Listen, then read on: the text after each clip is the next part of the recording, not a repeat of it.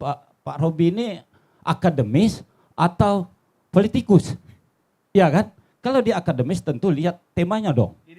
Tunggu dulu. Kita Saya bicara, tidak motong. silakan aja konteks Batam. Iya. Kita tuh bicara Tapi, nasional, Pak Robi dengar. internasional, begitu. Pak Robi Jangan bicara. dibatasi orang. Bukan Batam bisa. kecil sekali Batam itu. Bisa.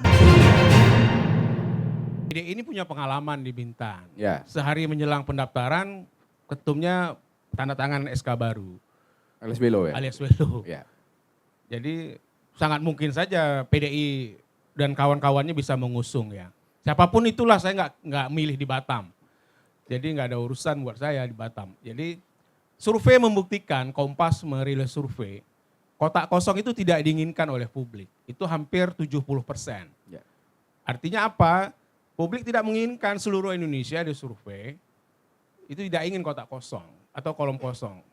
Nah jadi semoga saja di Batam tidak terjadi. Kalaupun sudah terjadi, ya ikhtiar PDIP kan sudah cukup gitu ya. Nah, yang menariknya di Batam ini serba enggak irasional gitu ya. Misalnya Gerindra. Gerindra ini saya enggak tahu tuh, Lee Claudia lama di Tangerang ya, Tangsel.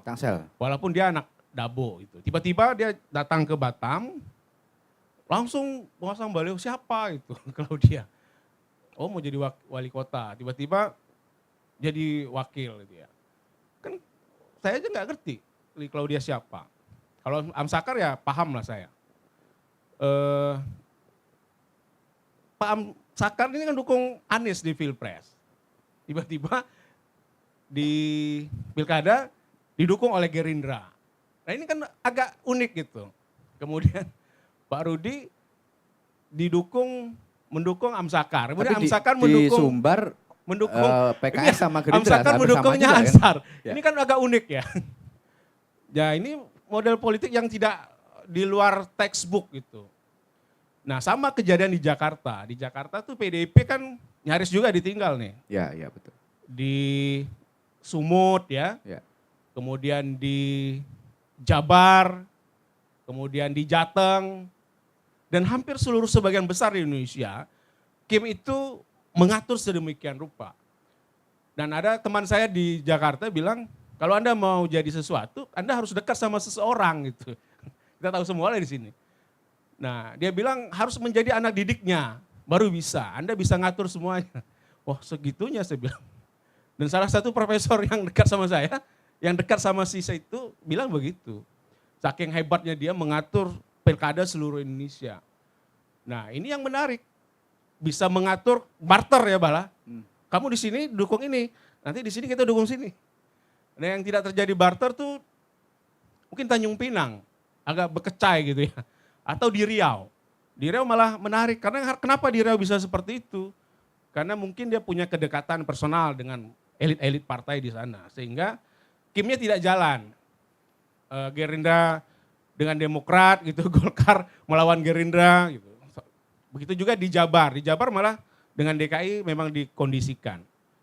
Kan unik itu. Deddy Mulyadi kader Gerindra, malah Ridwan Kamil digeser ke Jakarta. Ke Jakarta, betul. Nah ini kan ada sesuatu yang luar biasa untuk menjadikan, karena Gerindra ini presiden, kita harus paham itu. Presiden harus connecting antara kabupaten, provinsi supaya programnya nyambung. Sama di pemilihan rektor juga begitu. Rektor sama dekan, sekarang dekan dipilih langsung rektor. Nggak ada demokrasi juga, sama. Nah, di kita, di pilkada ini menjadi ujian buat Gerindra, Mas.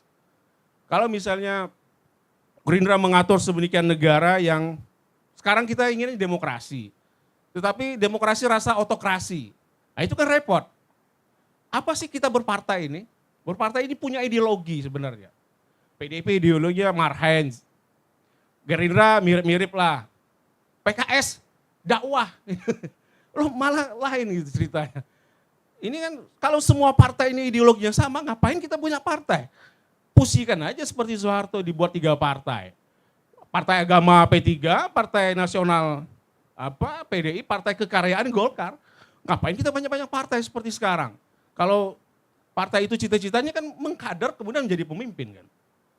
Saya bukan menjadi anggota kader partai, tapi saya paham orang mendirikan partai itu untuk berkuasa gitu ya. Kalau partai yang ada di Batam, kemudian didirikan lalu tidak ingin berkuasa kan lucu. Kapan sih berkuasa? Itu 5 tahun sekali disiapkan oleh pemerintah. Lah ini bergabung semua. Menyatukan satu calon. Apa sih hebatnya Amsakar?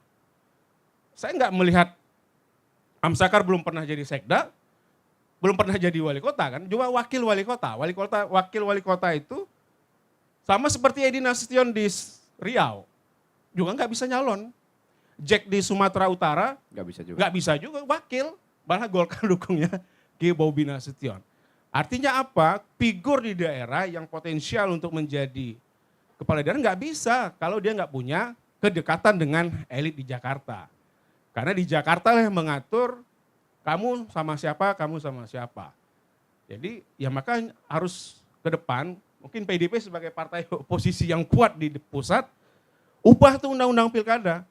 Sama undang-undang pemilu, kembalikan aja ke DPR pemilihan kepala daerah. Nggak banyak kerja gitu. Ya kan? Kenapa ke DPR? Ya udah cukup saja pimpinan DPR partai praksi berkoalisi selesai. Kenapa kita mau mengubah 98 kemudian kita berdemokrasi, kita mengubah kembalikan ke rakyat yang milih pemimpin kita. Bukan elit yang di DPR. Karena ingin kita one man one vote. Suara saya ini dihargai untuk dipertanggungjawabkan ke dunia akhirat. Saya memilih pemimpin yang mengatur kehidupan saya. Kalau elit yang milih pemimpin cukup 11 orang ya sudah. Ngapain ada pilkada? Kembalikan aja ke DPR yang milih nih Mas Awen sebagai anggota DPR yang menentukan seperti dulu. Emang lebih simpel gitu, nggak serumit pilkada. Biaya pilkada Batam tuh puluhan miliar loh. Puluhan miliar dihabiskan, ya udah nggak ada kompetisi. Kota kosong. Apa itu? Tanjung Pinang, mendingan ada berapa miliar itu ya, 20 miliar ya ada kompetisinya. Batam 60 miliar, betul. KPU-nya ngabisin untuk coblos, Amsakar kalau dia lawannya kolom kosong. Itu logika masyarakat yang rasional sangat menyayangkan itu. Maka saya titip tuh, mungkin kami sebagai aktivis pro demokrasi sudah menyuarakan itu. Kemarin Bahlil diskusi sama saya, Mahfud MD, kemudian Prof. Didik Rajmini, kita usuarakan ganti undang-undang pilkada itu dibatasi. Satu calon nggak boleh lebih dari 20% gitu. Atau nggak boleh lebih 50% menguasai tiket untuk pilkada. Karena kalau dia punya kekuatan duit, dia punya kekuatan ancaman-ancaman kalau kamu melawan saya masukkan ke dalam, ini kan bisa orang nggak mau ikut pilkada. Artinya peluang ini untuk pecah nggak terjadi nantinya ya? Ya kita nggak tahu, kalau kata Mas Aweng sudah kompak ya bagus juga ya kan? Iya, iya. Nah maka tergantung kekuatan PDIP merayunya. Bisa nggak PKB diculik gitu ya? Hanura misalnya. Hanura gitu yang kecil-kecil, nah, udah siapapun diusung PDIP yang penting maju pilkada. Mau calon boneka, terserah lah. Ya kan, kayak di Bintan dulu 2015 calon boneka tuh. Karena yang diusung adalah PNS yang dia di Bintan, kemudian dia nggak berhenti pada saat itu. Ya udah, menangnya 80%, 90% daripada kotak kosong.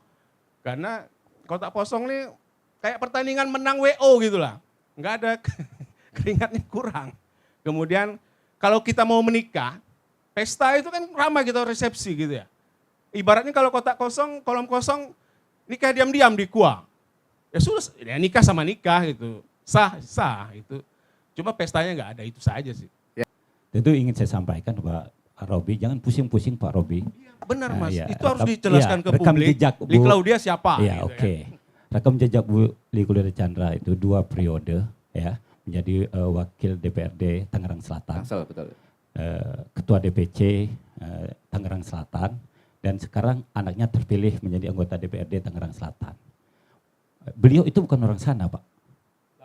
Iya, dia asli orang Dabok, lahir di Dabok. Kenapa dia sampai terpilih di situ? Tentu rekam jejaknya. Makanya DPP kami memerintahkan beliau untuk pulang kampung. Ya kan, pulang kampung untuk ikut pilkada di Batam sebagai Srikandi Kepri dan kader terbaik Partai Gerindra. Ini perlu saya sampaikan. Jangan pusing Pak Robi. Nah, terus tadi Pak Robi bilang pusing lihat nih politik diatur oleh seseorang atau partai. Iya. Gitu. Itu bagi saya kita sesuai aja pilkada Batam Game Over ini. Jangan terlalu meluas kemana-mana. Itu tentu kami merasa rilis saja, miris dengan Pak Robi ini akademis atau politikus, ya kan? Kalau dia akademis tentu lihat temanya dong. Ya, tunggu dulu. Kita Saya bicara, tidak motong. bukan aja konteks Batam. Iya. Kita tuh bicara Tapi, nasional, Pak Robi dengar. internasional, begitu. Pak Robi Jangan bicara. dibatasi orang. Bukan Batam bisa. kecil sekali Batam itu. Bisa. Tapi tentu harus ada pertanggungjawaban, harus jelas. Ya. Harus ada faktanya. Ya kan? Ya. Ya kami sebagai kader Pak Robi ya kan kita ini ya kan silakan tadi Pak Robi ngomong kemana-mana kita pun kayak cuma kami bisa ada argumen juga. Ya. Sebagai kader kami tentu akan membela partai kami, kader-kader terbaik kami. Ya kan? Jadi ayo kita sharing atau diskusi dialog ini jangan terlalu melebar sehingga membuat publik bingung dengan bahasa-bahasa yang disampaikan tadi, ya kan? Sehingga tentu yang disampaikan itu harus ada pertanggungjawaban loh. Harus ada fakta dan datanya. Ya kan? Ini menyangkut orang-orang penting di atas. Ya kan? Jadi saya mohonlah ya, jangan sampai terlalu saya hargai dia akademis. Tapi kalau saya lihat dia pusing seolah-olah saya saran lah supaya Pak Robi ikut jadi dunia politik aja nanti. Saya nggak pusing, ngapain saya pusing? Iya kan tadi kan Bapak Saya nggak ada bilang. kepentingan nanti tulus. Iya. Tapi Pak Robi bilang tadi kan ada. Saya cuma membaca kondisi politik Ya Indonesia. saya begitu. menjawab, saya sebagai kader ya kan. Nah, jadi kalau boleh nanti ya saya sarankan Mas Jo aja jadi politikus biar enak itu ya. Oke.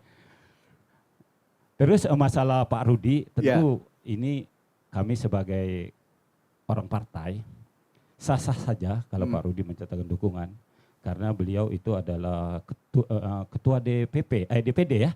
DPW Partai Nasdem dan Amsakar adalah ketua DPD. Amsakar DPD ya kan. Ini satu kesatuan hubungan erat antara provinsi dan kota. Tidak salah dia menyatakan dukungan. Ya kan kami sebagai partai politik ya bersyukur. Ya kan sangat bersyukur karena di luar dugaan kami. Bapak Rudi memberi dukungan. Berarti ada sedikit kami tidak sombong, tidak ini ada sedikit kerjaan kami agak ringan ya. Ya, tapi kami tidak jumawa. Terus kami Bu Erna tetap akan bergerak, akan mesin politik Partai Gerindra ini udah panas banget nih. Mulai dari Ibu jadi wali kota sehingga mengerucut menjadi wakil wali kota. Nah, jadi kita di sini berharap masyarakat bisa menerima mau pilkada itu secara adat lawannya atau kotak kosong, kolom kosong, tapi ini semua adalah demokrasi. Iya, kalau secara hitung-hitungan misalnya dukungan relawannya HMR dukung itu ya sudah selesai, Bang. Kalau Apakah kami ya seperti itu? Kalau kami alhamdulillah kan yang mopernya. Jadi kalau judul yang dibuat Tribun ini LMC ini luar biasa saya bilang. Tapi kami tidak akan pernah sombong atau lengah atau cuai. Itu kata Bu Erna, PDI akan tetap bergerak. Kami tetap akan membentengi itu untuk supaya Amsakar asli ini menjadi pemenang di Kota Batam ini.